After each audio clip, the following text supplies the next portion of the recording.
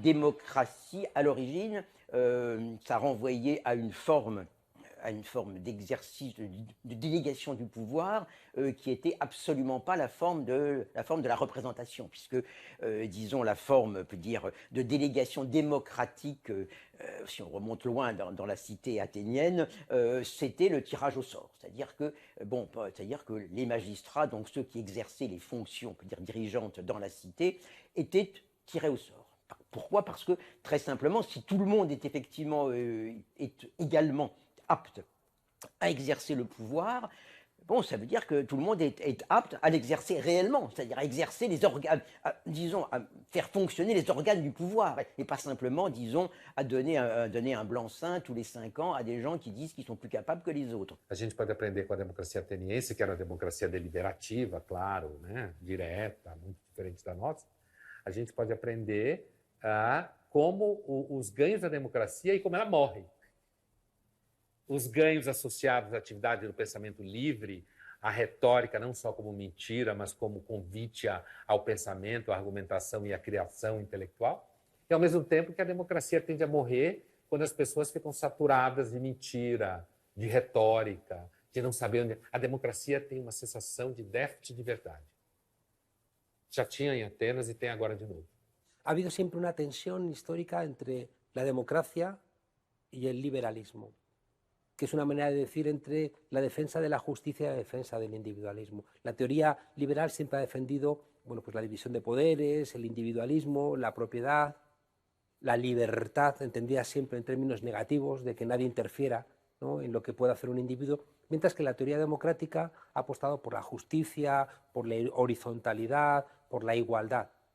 A lo largo del siglo XIX, la teoría liberal se fue haciendo democrática y la teoría democrática se fue haciendo liberal. And what we're seeing in many countries in the world is, first of all, that for a long time we've been reasonably liberal but not sufficiently democratic. But we've been relatively good at protecting the rights and the interests of minorities, but that we haven't actually translated popular views into public policies. A democracia que a gente conhece, ela aparece trazendo um conjunto de coisas juntas. Vem o parlamento, né, um Estado nacional, mas com uma minoria representada no parlamento. Vem os movimentos sociais, eles aparecem nas democracias. Né, e tem eleições e tem polícia, tem concentração também da violência no Estado. Essas instituições todas aí vêm funcionando juntas ao longo da nossa história moderna no Ocidente, né? No último século e pouco, né? A questão é assim, se um pedaço desse quadro se quebrar, se o resto sobrevive.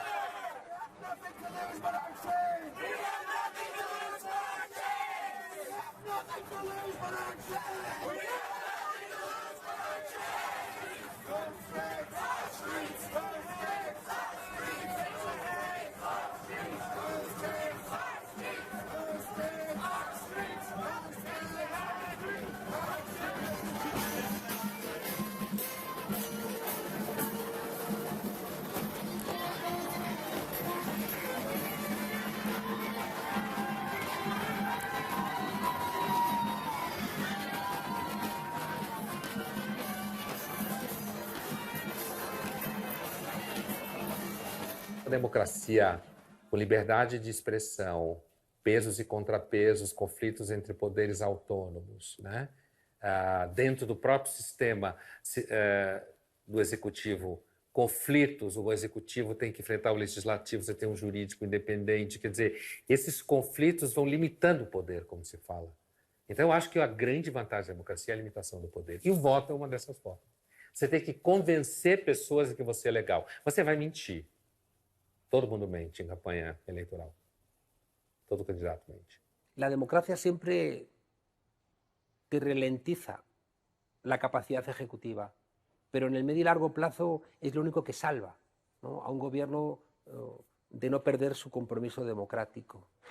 Per il gruppo dei conservatori e dei riformisti la parola all'onorevole Legutko. Thank you, Mr. President and Madam Chancellor. It's a privilege for us to have you here. You are a very powerful person. You make the basic decisions in Europe. You anoint people for top positions within the EU. Even here in the European Parliament, when you want to do something that your government does not like, there are always innumerable obstacles popping up. And it turns out at the end extremely difficult to do anything about it. Even if we can do something about it, then it is ignored by your government because your government can afford to ignore it. I learned from classical political theory that democracy is a deficient system, like every other political system is deficient. Actually, all our creations, political, human, you can say, are deficient. So, by definition, democracy cannot become the model, the absolute standard, because it isn't. It's deficient. Eu acho que, apesar de todos os seus problemas, a democracia representativa ainda é o melhor dos regimes que nós inventamos, porque ela ainda permite que a maioria governe, mas que a minoria seja respeitada. Qualquer outro sistema que apareceu não combina muito bem essas duas dimensões. Sempre vai ter esquerda e direita, qualquer época. Sempre vai ter gente dizendo o mais importante é ser mais eficiente, que o bem-estar então vai melhorar mais, e outros dizendo, tudo bem, mas a desigualdade não pode ser indecente, ou que uma desigualdade grande, ou gente na pobreza e tal. Mas o que é esquerda e direita varia de acordo com a época. E nós estamos vindo de um século que um dos cortes era estatizar os meios de produção, o socialismo real, a presença do Estado, esquerda. E do outro lado, a direita, quanto menos Estado, privatizar ao máximo, o Estado mínimo e coisas desse tipo. E esse é um corte de esquerda-direita que não tem nenhum sentido no século XXI mais. Je crois que démocratie libérale, ça veut rien dire, c'est une contradiction dans les termes. Alors bien sûr, il y a le mot liberté qui unit un petit peu les deux, quoi. Mais fondamentalement, ce qu'on appelle démocratie libérale, c'est un système oligarchique, quoi, où finalement un système électoral a pour fonction de reproduire une domination qui est une domination, je dirais, un peu partagée entre une petite classe de spécialistes de professionnels de la politique, et puis, disons, la classe qui représente les intérêts financiers dominants dans le monde, quoi. A visão do Estado mínimo e de o mercado resolve os problemas morre com a grande recessão de 2008. Já tinha morrido em 1914, ressuscitou ali com Reagan Thatcher, mas morre em 2008.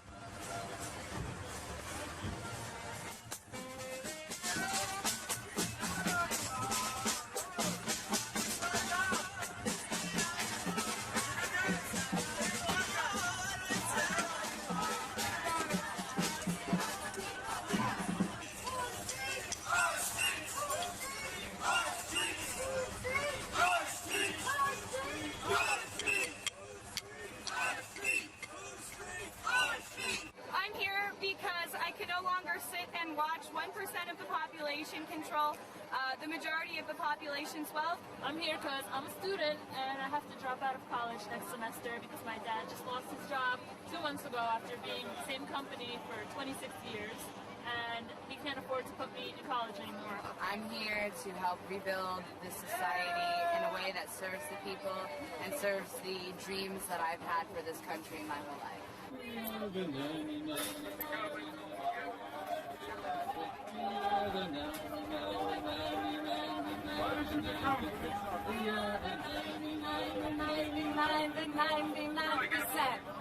The 99, the 99. Keep moving!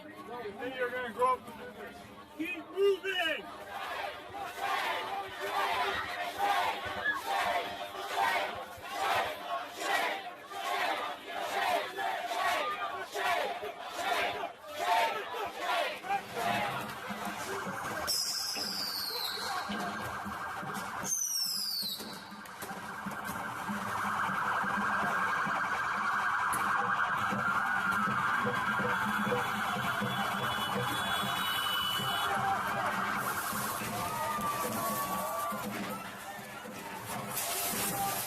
Yo creo que la pregunta más importante de la ciencia política es por qué obedecemos. Primero es la coerción, que no puede ser ni excesivamente alta ni excesivamente baja, porque en cualquiera de los dos casos genera una respuesta popular. Después la legitimidad del gobierno, bien sea carismática, tradicional o legal racional, es decir, a través de procedimientos electorales. Después hay una obediencia basada en la inclusión en la economía, en la inclusión en el derecho, en la inclusión en la identidad y en la inclusión política. Y por último, se obedece también por la rutina. ¿Qué ocurre? Que la crisis del modelo neoliberal quebró esos 4 consensos. Aumentó la coerción y, por tanto, generó respuesta popular. La legitimidad legal racional, es decir, la legitimidad que construía las elecciones autorizando al gobierno, desaparece, genera mucha desafección ciudadana y ganar unas elecciones ya no implicaba una autorización política. La crisis económica quebró la inclusión económica, la judicialización de la política y la partidización de la justicia generó también una falta de inclusión respecto de la justicia. En términos políticos, la globalización iba cediendo a instancias supranacionales decisiones muy importantes y, por tanto, tampoco el derecho parecía un elemento de inclusión. Y, finalmente, el elemento cultural en esta crisis de valores, en esta mercantilización de los valores, también rompió la posibilidad de que a través de la cultura o de la identidad nos sintiéramos.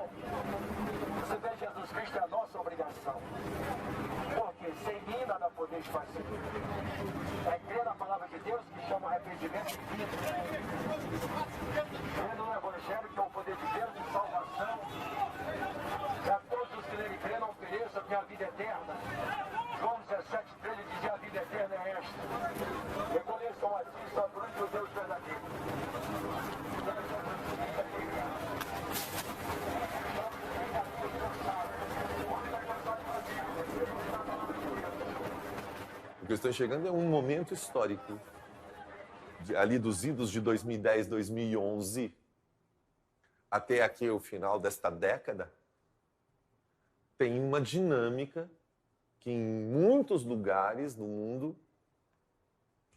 se assemelharam quando olhamos para as estéticas das manifestações, de universalistas, caminho na direção identitária ou nacionalista, restritiva ou, por que não, segregatória ou extremista em determinado momento.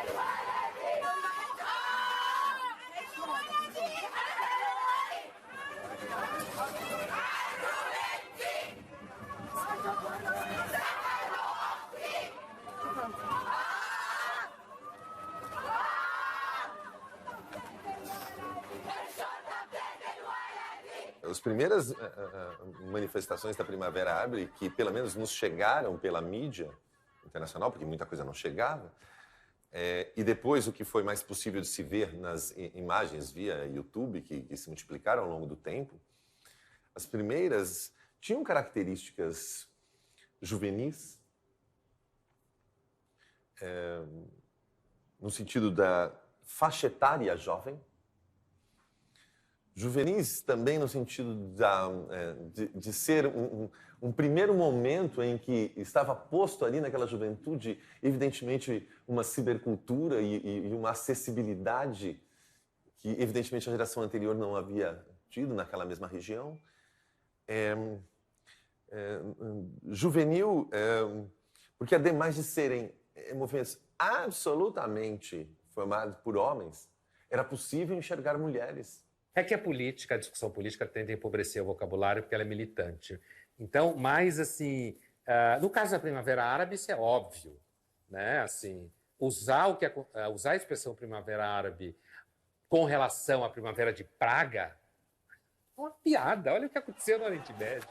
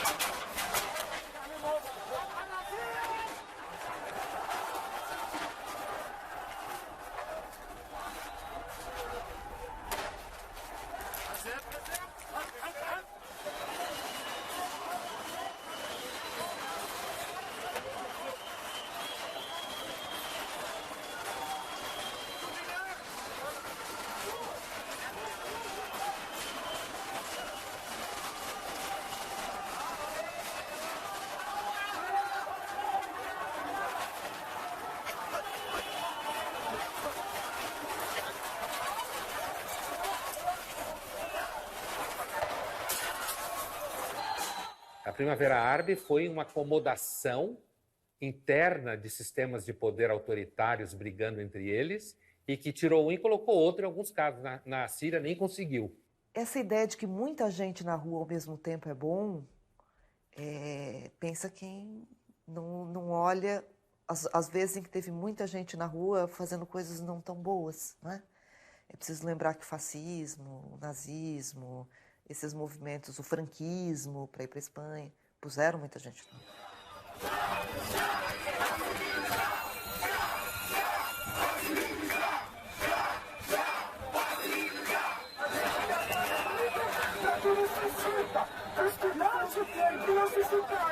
Isso aqui é cultura indígena. Olha quem está em cima, empurrado, quem está embaixo.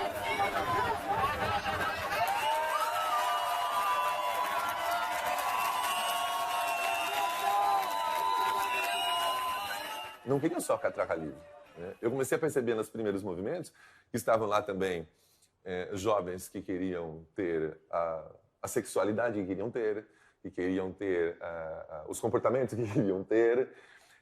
E nós estávamos diante, portanto, de alguma coisa que era maior do que uma discussão sobre passe livre, e inclusive maior do que a discussão sobre o acesso a bons serviços públicos. Nós tínhamos ali uma manifestação que de alguma maneira se expressava a partir de uma estética juvenil, com interesses juvenis, com identidades juvenis. E, sinceramente, era tudo o que nós queríamos, nós, defensores de uma democracia, de um estado de bem-estar social, defendendo o direito da infância e da adolescência. Era tudo o que esperávamos.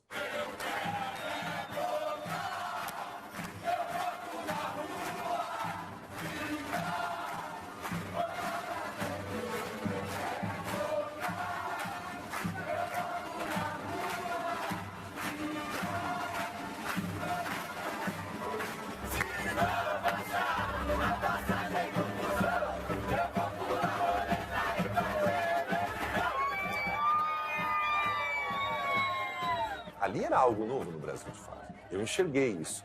Eu vi e fiquei muito feliz no que vi. Obviamente que isso incomodou muita gente. A repressão foi muito forte. E, obviamente, no meio da juventude e no meio da molecada, no meio de toda essa energia, no meio de toda essa... havia também, não é, os que estavam dispostos a quebrar os ícones, né, da chamada ordem, não é, disciplinatória, ou do modo de produção capitalista, alguma outra configuração que a gente possa dar, e começaram a atacar, não é, sedes de bancos, agências bancárias e lojas de lujo. Hay dos elementos esenciales que no pueden ocurrir. Uno, que el bloque de la izquierda se fragmente, porque el bloque de la derecha se va a unificar. Y el segundo elemento que creo que es esencial, y es que el bloque de la izquierda entienda que sus valores no pueden entregarse a los valores de la derecha. El 1 de mayo de 1933 los sindicatos alemanes marcharon con el partido nazi. Eso fue el fin de la democracia en Alemania. Creo que ese bloque de la izquierda no tiene que transigir nada, nada, con ese bloque de la derecha que se está reinventando desde presupuestos de ultraderecha, desde presupuestos neofascistas.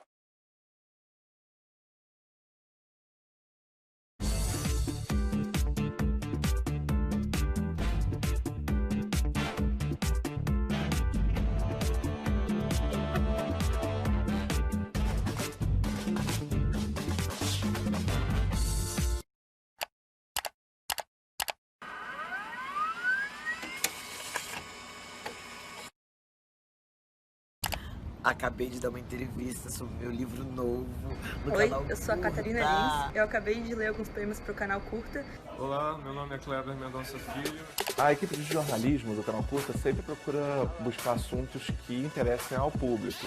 Tudo que nós, como telespectadores, gostaríamos de assistir. Sempre buscando a qualidade dos vídeos, a qualidade dos artistas. Considerando a diversidade de temas. A gente sempre tem um espaço, né, setorizado para cada editoria. Cinema, livro, Psicanálise, de filosofia, de história, música. A equipe de jornalismo do canal Curta é uma equipe jovem, é uma equipe que está interessada no que está acontecendo atualmente no mundo. Eu acho que a equipe de jornalismo tem uma dinâmica muito própria e é uma certa liberdade que a gente tem de buscar o que está rolando de melhor no cenário independente brasileiro.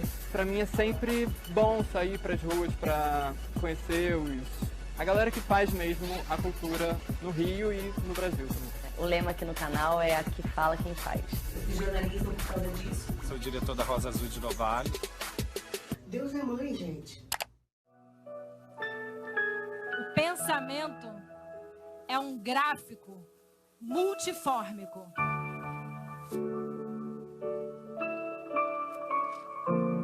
O que é ser artista? Um mergulho no processo criativo de mulheres que produzem, pensam e vivem de arte.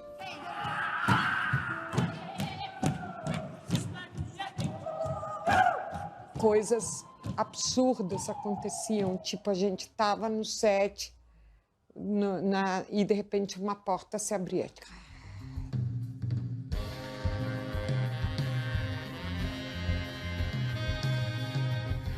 Olho trincado de dor, peito crispado sem ar, esse trovão vai nos Onde nascem as ideias? Aqui, no canal Curta.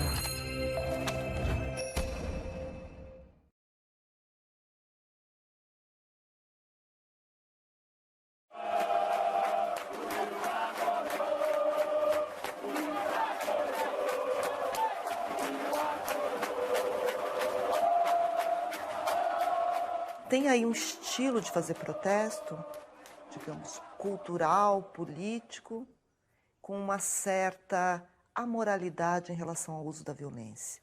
Não é uma defesa inicial da violência, mas é uma legitimação da violência diante da violência do Estado, diante da violência da injustiça social e etc. Então, esse campo, ele é o que chama mais atenção, porque ele é meio novidadeiro, né? Então, a imprensa, sobretudo, focaliza nisso. E é muito interessante, estudando agora, observar que no mesmo dia em que estão acontecendo protestos desse tipo, estão acontecendo outros, nacionalistas, de gente de verde e amarelo, em torno de pautas como a redução de impostos, e que isso não sai na mídia.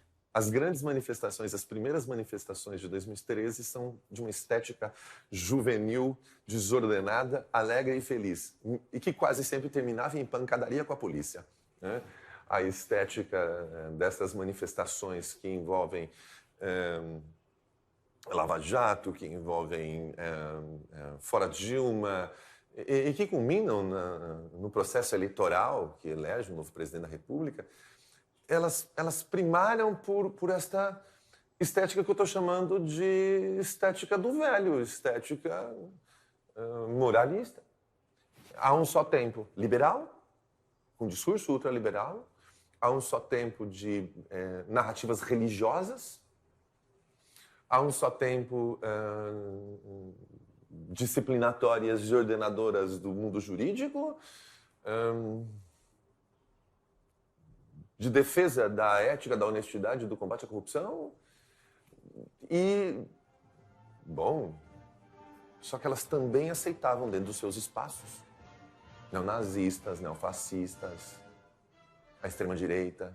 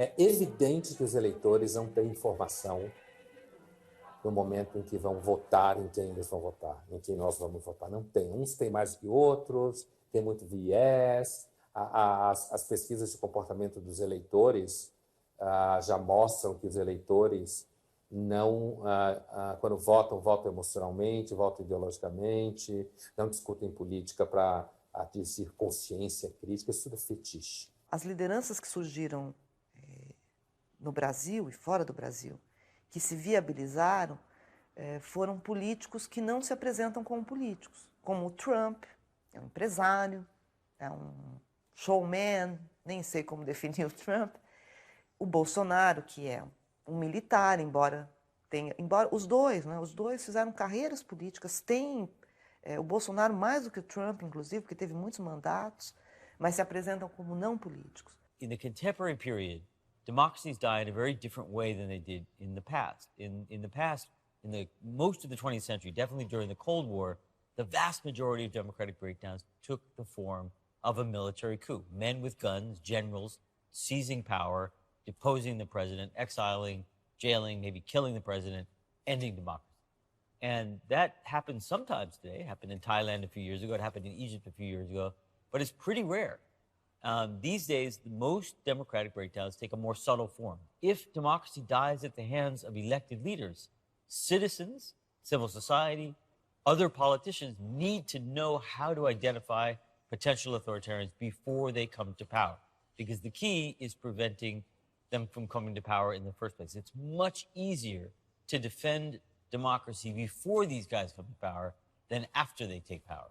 O Trump fala com o cara pelo Twitter, o Bolsonaro fala pelo WhatsApp, né? E aí passa ao largo da elite que faz o gatekeeping da informação ali, que trabalha o filtro, e que nas últimas eleições do Brasil acabaram chutando o balde, fazendo campanha abertamente contra o Bolsonaro, diante do desespero de ver essa massa de gente dizendo, não, a gente quer mesmo um cara que fala essas coisas, esses, tipo, vai botar todo mundo na cadeia, vai metralhar não sei quem, vai fazer não sei o quê. Da onde apareceu esse povo? Sempre esteve aí.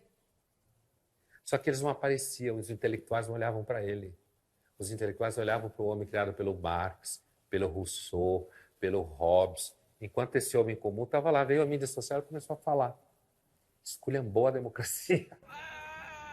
Esses marginais vermelhos serão banidos de nossa pátria. Vocês, petralhada, verão uma polícia civil e militar com retaguarda jurídica para fazer valer a lei no lombo de vocês. Esta retórica contra lo políticamente correcto, una retórica que es muy problemática, que a veces utiliza incluso pues, palabras muy fuertes, insultos, una retórica muy hipermasculina, ¿no? La figura del macho que se coloca, ¿no? De esa forma. Y luego también hay una estrategia muy similar en cuanto a figuras de enemigos muy perfilados de una forma muy parecida. Entonces, por ejemplo, la izquierda acaba siendo muy atacada por estos grupos políticos, pero no solamente la izquierda, los grupos feministas son un objetivo de ataque muy fuerte, obviamente los grupos de inmigrantes, etc. Entonces yo creo que estrategias retóricas y estéticas son parecidas entre estos grupos. So the 4 indicators of authoritarian behavior, drawing on the work of Juan Linz, are, first of all, not recognizing the legitimacy of one's opponent, not recognizing that they are legitimate political actors who have a right to be in opposition, to compete in elections, calling them traitors, calling them subversives, treating them like an existential threat or an enemy, which is extremely dangerous for democracy. A second is showing a willingness to not play by democratic rules of the game, to either reject or not play by democratic rules of the game. An example in my country is when Donald Trump said that he might not accept the results of the election if he didn't win. A third extremely important criteria, which Linz paid a lot of attention to, is when candidates encourage or promote violence by their supporters. And a fourth one is an open willingness to deny basic civil liberties to opponents or to the media. If citizens see their candidates or their politicians violate any of those 4 criteria, they should think seriously about whether they want to vote for that candidate. A dificuldade da ideia de consciência política está sentada na noção de que não há cognição política suficiente. A política, na democracia, é uma atividade retórica mesmo. Uma atividade de você contar mentiras cada vez mais aceitáveis e que atendam os interesses das pessoas, o que não significa que a gente deve interromper a democracia e criar um outro sistema. Né? A gente não conhece outro sistema.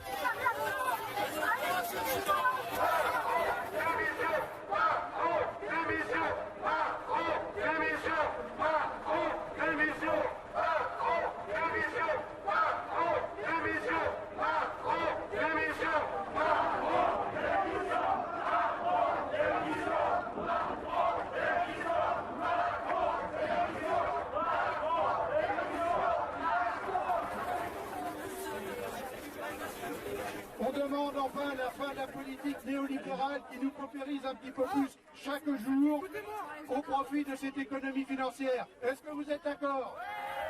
Et j'en arrêterai là. C'est quoi? Depuis tout à l'heure, celui qui fait chier, il faut arrêter.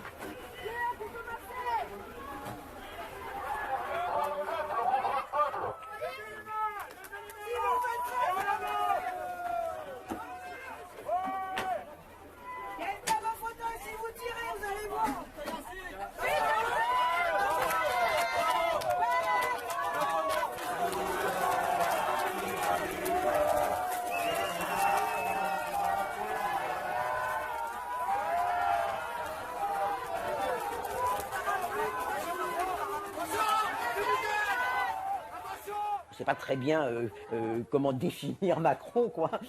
À la fois Macron est, on peut dire, le représentant direct, on peut dire, du grand capital, et en même temps, bon, il n'a pas d'affiliation à des forces de droite conservatrices traditionnelles, mais fondamentalement, je crois qu'il y a justement à chaque fois cette espèce de présupposition, quoi, qu'il y a vraiment un camp républicain contre le camp de l'extrême droite. Bon, ce camp républicain est en gros, malgré tout, essentiellement le camp de ceux qui, on peut dire, justement, ont vocation au pouvoir.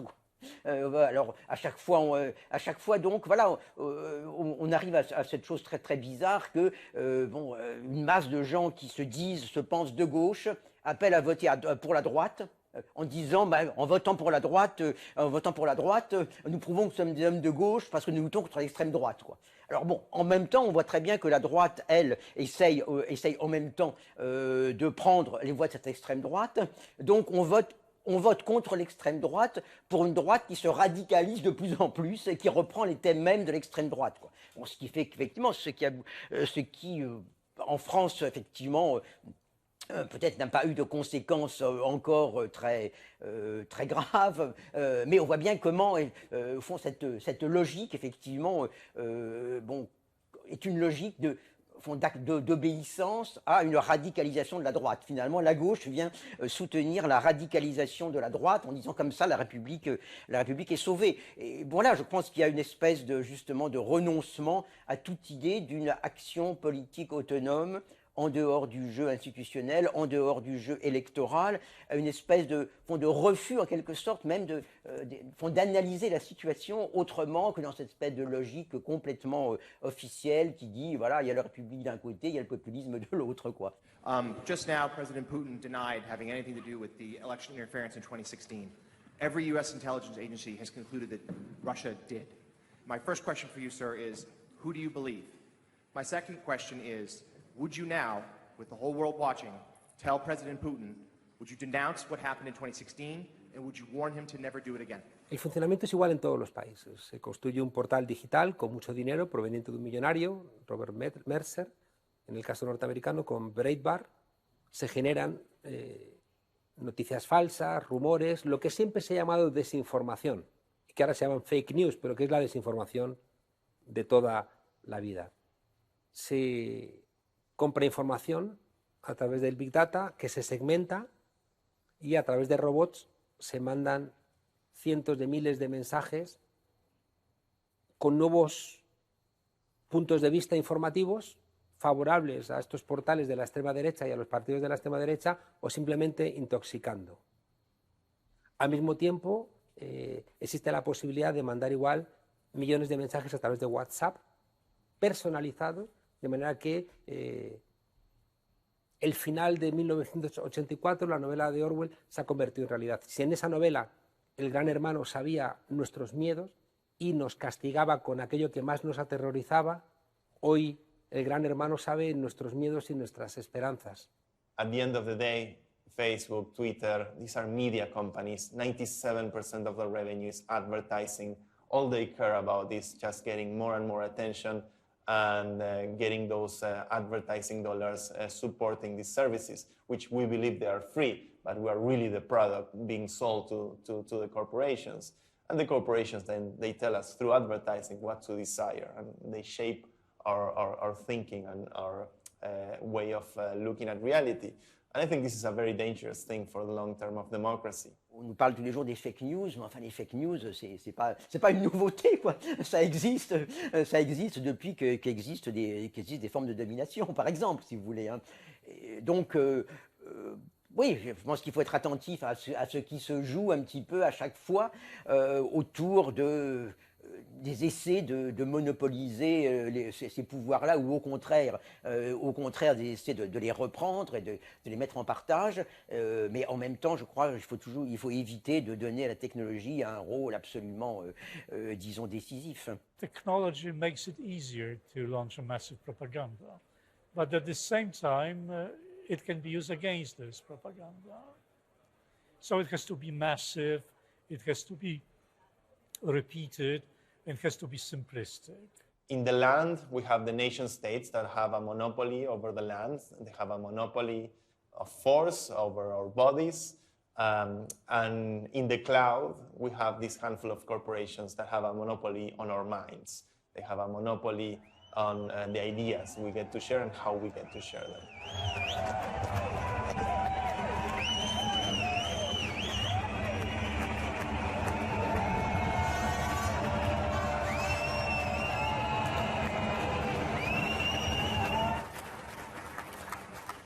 Isn't it funny? You know, when I came here 17 years ago, and I said that I wanted to lead a campaign to get Britain to leave the European Union, you all laughed at me.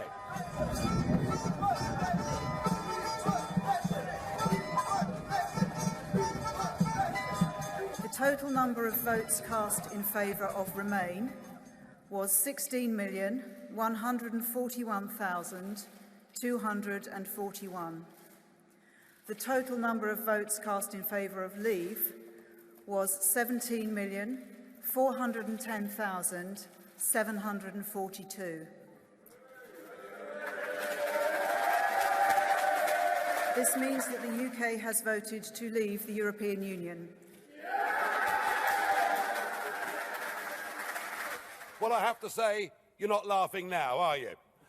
And the reason you're so upset, the reason you're so angry, has been perfectly clear from all the angry exchanges this morning. You, as a political project, are in denial. Cada país com seu contexto local, mas na verdade o que estava acontecendo era a explosão de uma geração extremamente interconectada, sentindo uma crise de representatividade, ou seja, não se via mais representada no governo e não via mais o governo atendendo às suas demandas que agora aumentaram. Para mí quizá el gran desafío es ese, ¿no? Cómo enfrentarnos a esa paradoja que también trajo mucho Internet. La gente quiere más protagonismo político, quiere más horizontalidad, está cansada de las viejas jerarquías. ¿Cómo traer eso, pero sin acabar con la política, ¿no? Entonces, cómo renovar la política, pero por dentro también, ¿no? Sin crear alternativas que supuestamente vienen de fuera, pero que lo que hacen es destrozar la democracia. Leave.eu was a campaign designed to support Brexit, founded by Aaron Banks and endorsed by UKIP leader Nigel Farage. Cambridge Analytica was financed by Robert Mercer, an American computer scientist and hedge fund billionaire. He also invested on the alt-right news site Breitbart.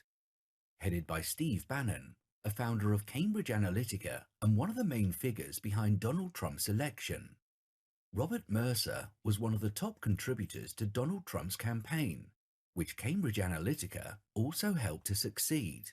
It was through this network that Cambridge Analytica got involved with the Leave campaign. When did Facebook learn that Cambridge Analytica's research project was actually for targeted psychographic political campaign work? Congresswoman, it might be useful to clarify what actually happened here. I don't have time for a long answer, though. When did Facebook learn that?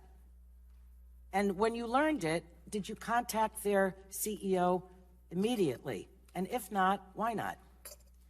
Congresswoman, yes. When we learned in 2015 that a Cambridge University researcher associated with the academic institution that built an app that people chose to share their data with. We know what happened with them, but I'm asking you. Yes, I'm answering your question. Right. É possível democracia com capitalismo? Bom, o que a gente pode garantir historicamente é que é possível capitalismo sem democracia. Isso é. Então, o nazismo, o fascismo, as ditaduras militares latino-americanas, outros tantos exemplos. Assim, capitalismo liberal com autoritarismo, totalitarismo e assemelhados, isto, sim. É possível um capitalismo com democracia? Vivimos en una enorme paradoja, y es que el sistema capitalista es incompatible con la democracia, pero no tenemos alternativa al sistema capitalista. Y por tanto, estamos de alguna manera intentando situarnos en las grietas para intentar desde ahí lograr esa democratización que estructuralmente imposibilita el sistema capitalista. Essa máquina de crescer, gerou muito bem-estar. Aumentou a expectativa de vida terrivelmente, diminuiu a mortalidade infantil, reduziu a violência brutalmente, há menos violência hoje do que em qualquer época da história, mesmo considerando todos esses conflitos que a gente está vendo. Mas essa máquina não é mais possível. Além de gerar muita desigualdade, ela inviabiliza, num planeta limitado, o bem-estar da humanidade. De certo modo, ela já fez isso, já nos condenou a um novo tempo, a um novo clima que vai gerar muito sofrimento, muita pobreza, muito custo. Climate change is proving extremely difficult for democracies to handle because in a democracy, politicians are very short-sighted. Politicians have to think about what will win or lose the next election. And climate change requires that we call upon our citizens, that we make our citizens sacrifice now for the long-term good, that we make sacrifices now, that we maybe pay higher taxes or we consume less, or maybe we lose jobs now so that so that we can breathe and live in 30 or 40 or 50 years. But no politician anywhere in any democracy is going to tell people to sacrifice now for the good of 50 years, because they're not going to be politicians in 50 years. They're politicians now. Por eso el gran desafío es justamente colocar la democracia en el centro del sistema y apartar al neoliberalismo del centro del sistema, porque un sistema neoliberal al fin y al cabo va a buscar simplemente el lucro, y en nombre del lucro, en nombre de la riqueza, de la prosperidad económica, puede arrasar con lo que sea, ¿no? Entonces hay que hacer que la democracia no sea simplemente un instrumento totalmente descartable o prescindible, sino que sea de hecho un valor central.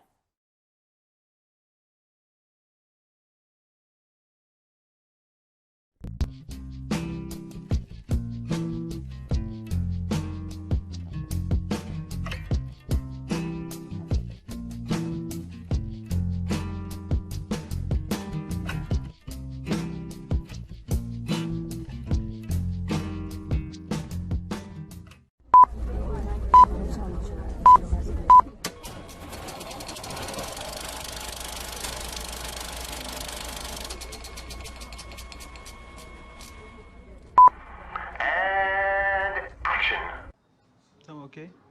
Não, tudo bem. Guti, obrigado, viu? Primeiro. Não, vamos ver como o tempo vai levar, né, pô? Ah, que isso. Putz, estou num desânimo, se pegou num dia aqui. Assim que eu... Tá valendo já? Tá valendo? Não serve fazer, não. Um homem garante. Né?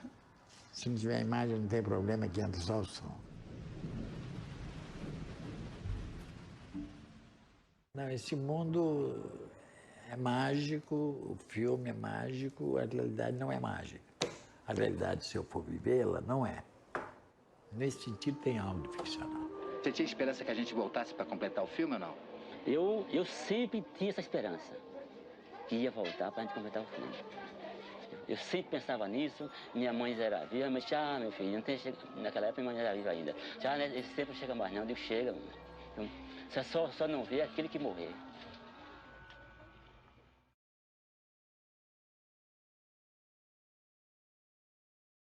Und Herr Präsident, wenn Sie eine Frage erlauben, es hat in den letzten Wochen hier in Russland sehr viele Verhaftungen gegeben und auch Angriffe auf Oppositionelle. Warum fährt die russische Regierung diesen sehr harten Kurs und was tut sie, um diese Angriffe auf die Oppositionellen zu stoppen? Я обратил ее внимание, и ваше хочу обратить внимание на то, что правоохранительные органы России ведут себя гораздо более сдержанно и либерально, чем их коллеги в некоторых европейских странах, где применяется слезоточивый газ для разгона демонстрантов и дубинки. У нас пока, слава богу, этого не потребовалось.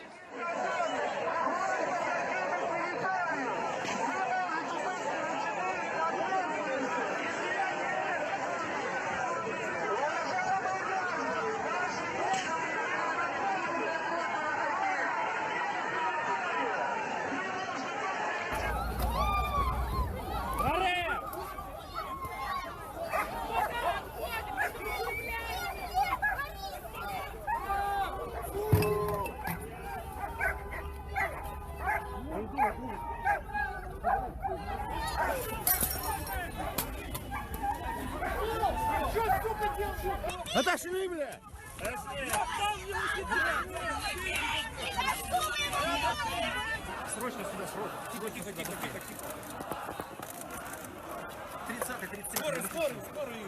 We see more and more people open to extreme alternatives to democracy, including even things like military rule. And of course, we see the rise of these authoritarian populists in an astounding number of countries around the world, and very quickly. Quase que trabalho coletivo de deslegitimação dos partidos e dos políticos, que abriu o campo para que essas lideranças mais personalistas se apresentassem como soluções e alternativas, porque vêm de fora do sistema, se apresentam como antissistema. Particularly in places that have very powerful presidents, like much of South America, it's always a threat to democracy.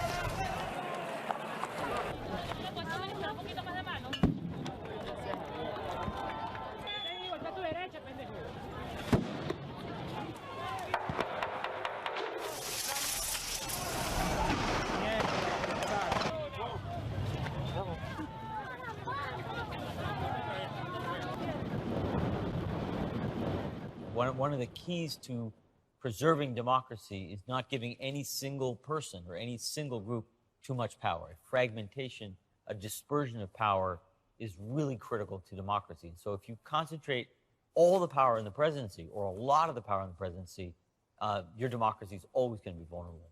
And so there's all kinds of differences between populists in terms of their beliefs, in terms of their economic policies, in terms of their religion, in terms of the groups they like and dislike. But that logic, that they alone represent the people and that therefore everybody else is illegitimate and that gives them a right to expand the power in a certain kind of way, that they all have in common.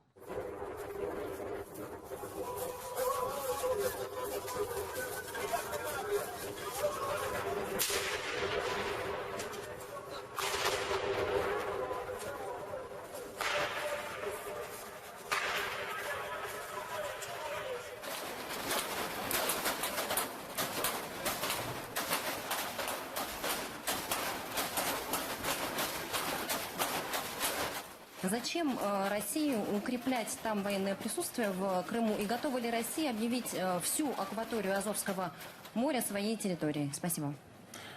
Смотрите, значит, в 2014 году люди, проживающие в Крыму, пришли на референдум и проголосовали в конечном итоге за воссоединение с Российской Федерацией.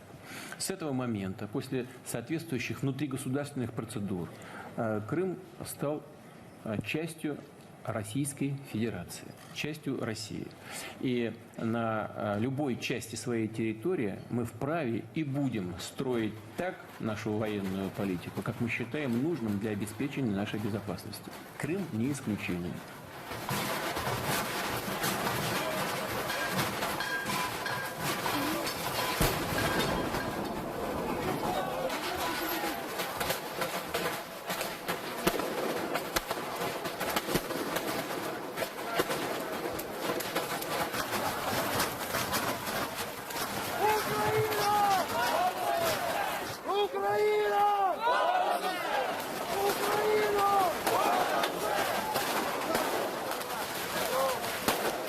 Bon, le problème aujourd'hui, on le sait, est que dans les pays occidentaux, en tout cas, avec, disons, la désindustrialisation, la délocalisation des entreprises, bon, cette sorte d'identité entre au fond, une réalité politique et une réalité sociologique a bon, plus ou moins disparu. What you see is a rejection of this mainstream politics. A lot of people have been fed up with the idea that they are, you know, fascist nationalists, that they should end up in the dustbin of history, and they are human scum. and political scum. On voit bien qu'à chaque fois, justement, se sont produits des rassemblements qui ne sont pas des rassemblements identifiables en termes de classe sociale. Bon, ce sont des rassemblements qui ont assemblé, qui ont mis ensemble toutes sortes donc de gens appartenant à des mondes différents, et où il apparaissait justement que c'est véritablement la forme affirmative du mouvement qui compte, c'est-à-dire l'idée de construire une forme de peuple qui est différente, au fond, de la forme de peuple qui est construite par les institutions, qui est construite par l'État, par le système électoral. If you see your political rival as fascist or subversive or a traitor or an enemy, you're never going to use restraint in deploying institutions. You're going to use every tool available to you to defeat your rival. So when two sides view each other as dangerous enemies, as an existential threat, they are almost invariably going to turn to constitutional hardball. And there's recent research from a political scientist named Milan Svolek at Yale that shows that the more polarized a society is, the more that each of us is willing to accept authoritarian or abusive behavior by our side, as long as it's against the other side.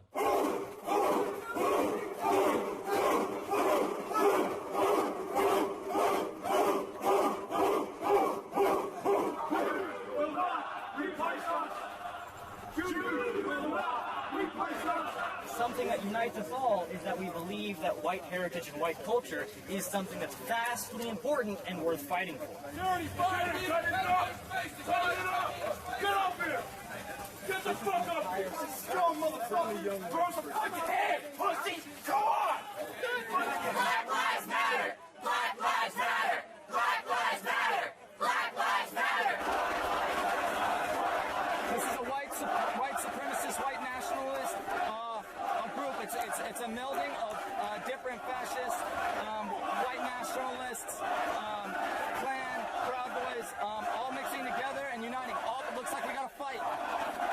There's definitely a fight inside.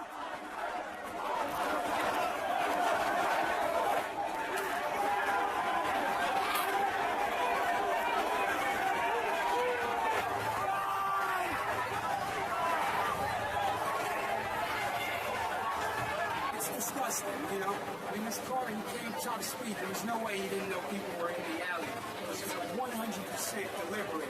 As he came down, took out as many people as he could, and then threw his car in reverse and ran over those same people on the way out. It hurts to see that, man. It really does. When you see evil that close in front of you, you know, just barely missed me by jumping up on the sidewalk and having to witness that, you know, it's insane. A forma com que indivíduos e coletivos se engajarem politicamente nas diferentes regiões e na maneira com que exercerem a sua prática cotidiana é que vai, no meu modo de entender, levar-nos mais para cá ou mais para lá da democracia ou para fora dela. Dear officers, how many black men have you arrested? Why is all black the only clothes we're dressed in? Why does killing us make you feel so refreshing? Why take away the ones we put our blood and our flesh in? How often do you misusing your weapons? How many wakes have our families wept in? How many hills have our black mothers stepped in to stand over caskets they babies slept in? What if those bullets were intercepted?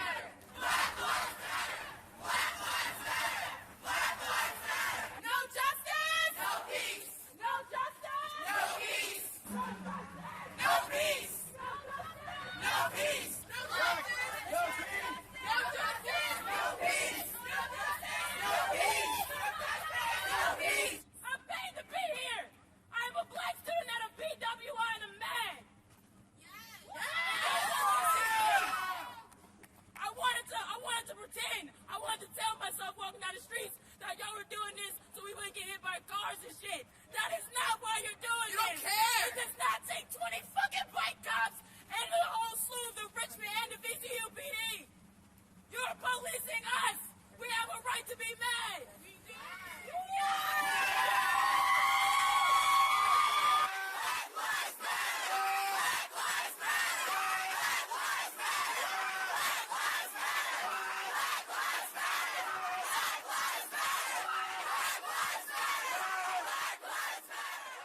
It was not until 1965 that the United States even became what any political scientist today would call a full democracy, because it was not until 1965 that we gave all African Americans the right to vote.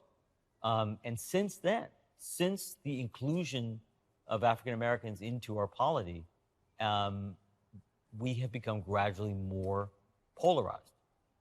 So we've not yet resolved the racial issue. La gran violencia de este siglo es justamente que el otro, la figura del inmigrante, la figura del refugiado, la figura, por ejemplo, en Brasil, del negro periférico, la figura de la mujer, de la feminista, están siendo utilizados como enemigos, como grandes monedas del discurso bélico de la derecha más odiosa y más extrema, ¿no? Entonces, al final, para mí la gran utopía es pensar un modelo democrático, sustentable, por supuesto, ambientalmente, donde todo el mundo quepa, donde todo el mundo tenga un espacio, donde no existan esos muros físicos y metafóricos que se colocan todo el tiempo. Entonces, quizá la gran utopía sea tan simple como la convivencia posible entre todos, ¿no?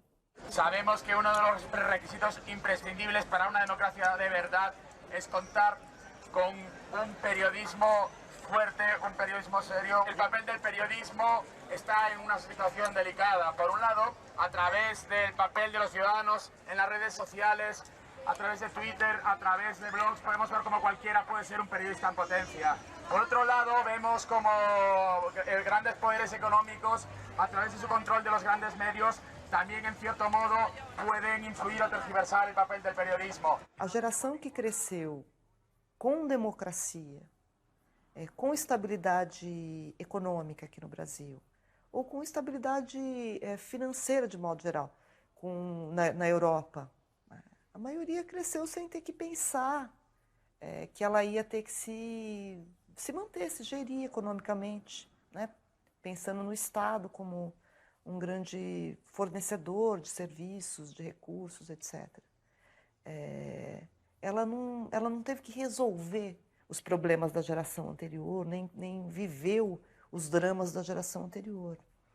E ela estava numa situação confortável, mas também sem projetos de futuro. Acho que a esquerda foi muito pouco eficiente em produzir utopias coletivas, porque as utopias que apareceram foram essas utopias de nicho. Então, a vida para as mulheres, para os grupos étnicos, direitos de minorias, mas e a sociedade na qual todos vivemos, ¿no? Siempre que se incrementa la mercantilización del mundo hay una respuesta popular.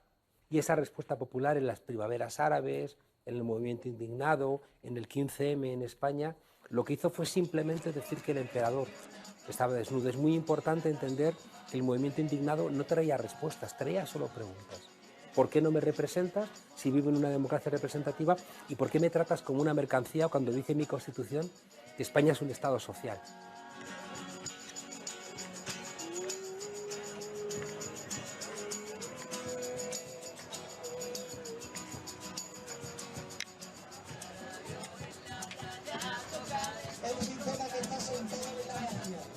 Por lo tanto, es necesario que nosotros los cambiemos con amor, con pacifismo, con movilización, con organización, con acción, pero tenemos que cambiarlo. Una bienvenida a todos y una gran alegría desde Jerez. Ahora el compañero Juan, que es un gran cantador de raza, nos va a hacer un cante flamenco. Los políticos y los financieros se llevan el dinero de todo el mundo.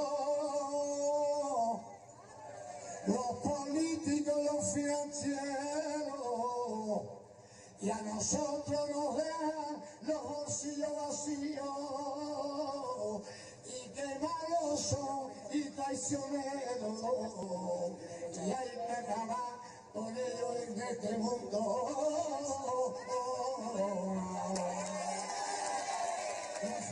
El 15M fue un movimiento mágico, donde cualquiera que participaba de él se transformaba. Por ejemplo, es muy difícil que un profesor no esté en una reunión y escuche algo que es incorrecto y tenga la voluntad de intervenir y corregir a la gente. En cambio, en el 15M no hacíamos eso. Dejábamos que la gente encontrase sus propias respuestas. Porque la magia del 15M estuvo en que repolitizó a la ciudadanía. Y esa repolitización permitió algo que también es mágico, que es construir un relato alternativo al relato de las élites.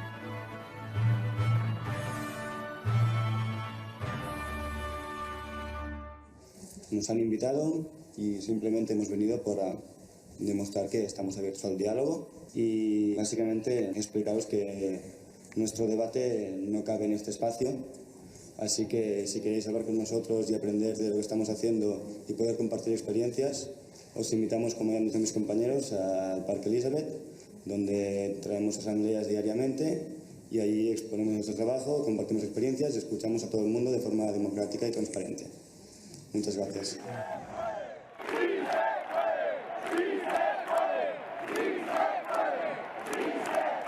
Podemos ser una necesidad que entendimos cuando vimos que el poder había ya descontado las luchas en la calle, las manifestaciones, la gente haciendo gestos. El poder incluso ha descontado ya las huelgas generales. Hacía falta algo más contundente y lo único contundente, realmente factible, era disputar el poder. Y en nuestro país, fijaos, en nuestro país nos quieren robar no solamente la sonrisa, sino también la vida. Nos expulsan de España, nos desemplean, nos precarizan, nos quieren regresar a la ignorancia, nos asustan y amenazan, nos quieren hacer inferiores, nos convierten en sospechosas por ser dueñas de nuestro cuerpo, nos abandonan y encima nos echan la culpa. Y nos decían además que no hay alternativa. Entonces yo pregunto, si no hay alternativa, nosotros, tantos y tantas, ¿qué hacemos aquí? Lo estamos diciendo bien alto y bien claro, ¡somos la alternativa! Nosotros diseñamos un partido que tuviera dos ejes, un eje vertical, mediático, ejecutivo, para dar la batalla electoral, ¿no? Lo que llamamos una maquinaria de guerra electoral. Pero al mismo tiempo necesitábamos una vacuna frente a ese planteamiento, porque si no nos convertiríamos en un partido más. Y esa vacuna eran los círculos, era la parte horizontal, era la parte espontánea, era lo que se parecía más al 15M. Y entonces establecimos una serie de elementos que garantizaban, en la medida de lo posible, que la parte de guerra electoral no iba a derrotar a la parte más participativa.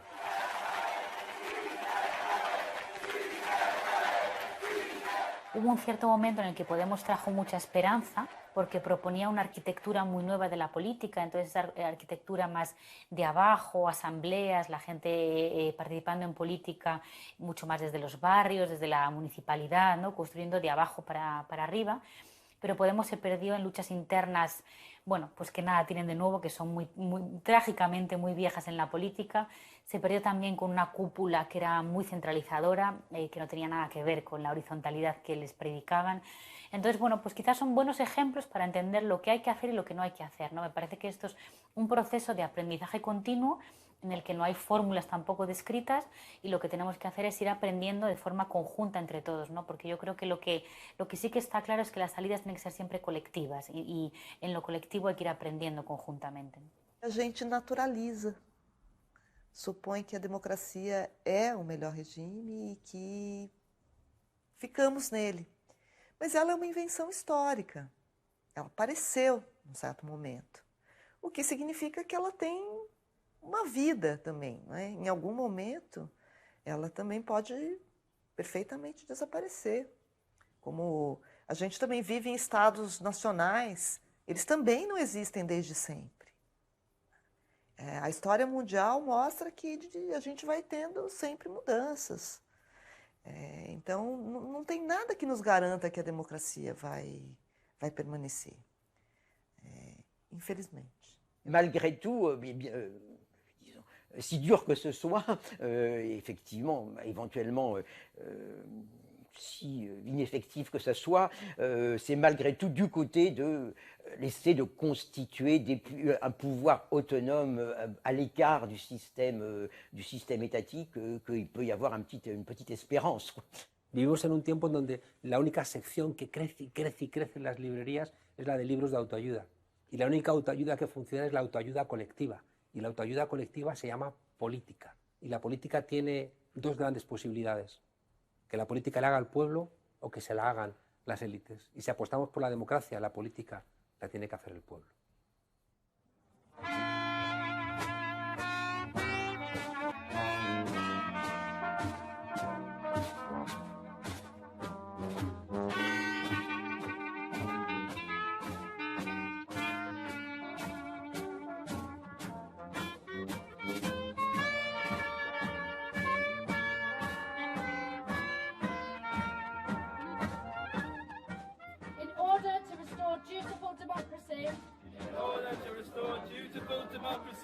And to secure the solutions needed to avert catastrophe. It becomes our sacred duty. To rebel.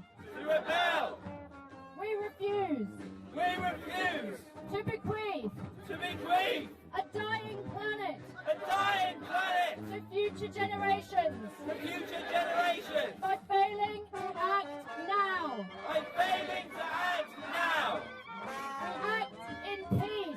We act in peace. With ferocious love. For these lands in our hearts. On behalf of life.